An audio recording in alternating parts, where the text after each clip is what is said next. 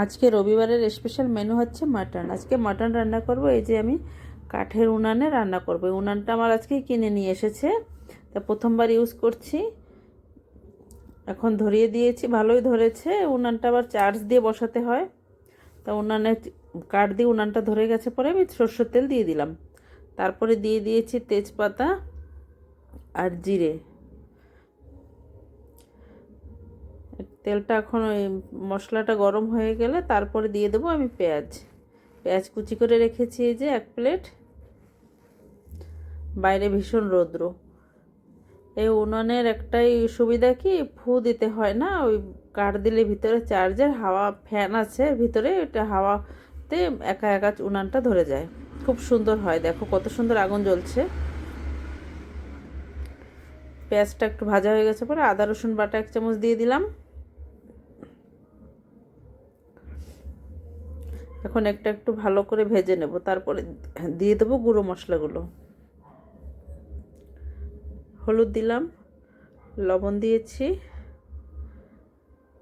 লঙ্কার গুঁড়ো, যা যা মশলা দেওয়া দরকার সবই দিয়ে দিলাম এক এক করে। দিয়ে এখন ভালো করে মশলাটা কষিয়ে নেব। বাইরে ভীষণ রৌদ্র, দাঁড়ানো যাচ্ছে না, আরও ছাদের উপর তো বেশি গরম লাগে। বালকানিতে ভীষণ রৌদ্র। এখন এই কাপড়, মাথায় কাপড় দিয়ে ঘন্টা দিয়ে আমার রান্না করতে হচ্ছে। এখন মশলাটা ভালো করে কষিয়ে নেই।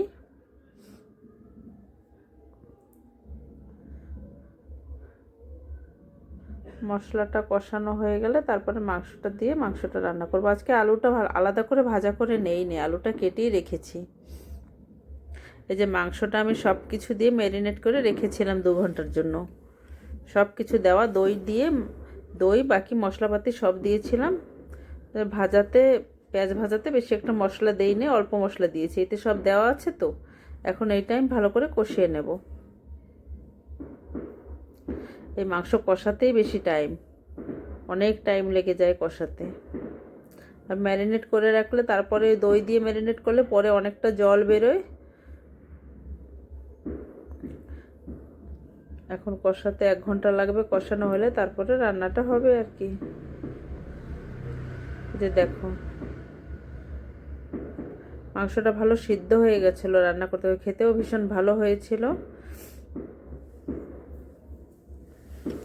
বাইরে রান্না করার একটু আলাদাই মজা, ভীষণ ভালো লাগে বাইরে রান্না করতে। ঘরে তো সবসময় আমরা করি রান্না, বাইরে একটু ভীষণ ভালো লাগে। এই যে কষাতে কষাতে অনেকটা জল বেরিয়ে গেছে, জলটা এখন আবার শুকাতে হবে। অনেকটা জল বেরিয়ে গেছে।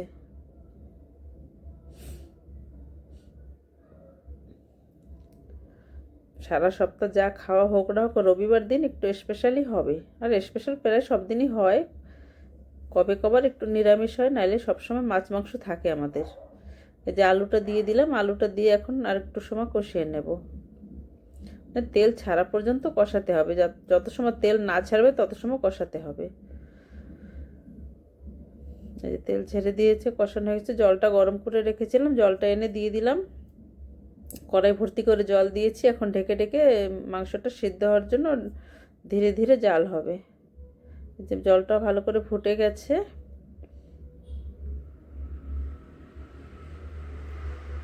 দেখো বাইরের চুলায় রান্না করা কত সুন্দর মজা। ঢেকে রেখেছিলাম, এই যে ঢাকনা এই করা দেখানো হয়নি, যে অনেকটা জল শুকিয়ে গেছে, অনেকটা সিদ্ধ হয়ে গেছে মাংস।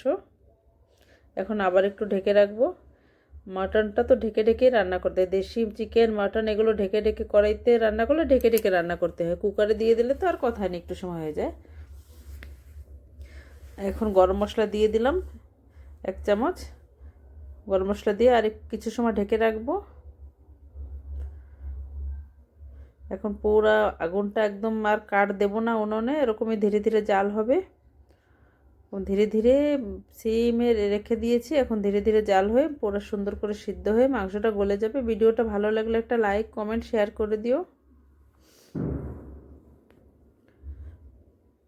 এই যে প্রায় হয়ে আসছে মাংসটা। আর চুলার উপর থেকে এখন নামাবো না, ওইখানেই থাকবে, ওইখানে ধীরে ধীরে জাল হয়ে একা একা পুরো জলটা শুকিয়ে